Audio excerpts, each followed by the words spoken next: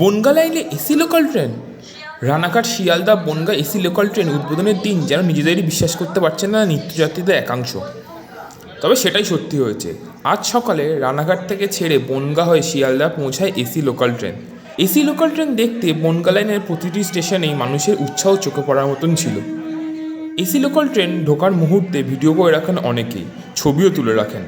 যারা ট্রেনে ছিলেন তাদেরও চোখে মুখে ছিল উচ্ছ্বাসের ছাপ। চলো ওইটা ডাকছে তো, ভিতরে যেতে হবে তো। ওঠো।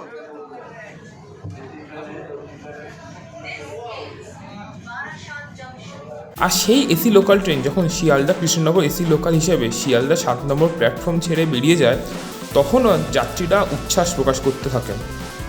কৃষ্ণনগরের পথে ঘন্টায় 110 কিলোমিটার স্পিডও তুলে ফেলে এসি লোকাল ট্রেন। শেষ পর্যন্ত কৃষ্ণনগর সিটির 3 নম্বর প্ল্যাটফর্মে ঢোকে এসি লোকাল ট্রেন। আর ট্রেনটা কৃষ্ণনগরে ঢোকার সময়ও বৃষ্টি হচ্ছিল, যা দেখে অনেকে বলতে থাকেন প্রকৃতি যেন ওয়াটার স্যালুট দিল এসি লোকাল ট্রেনকে।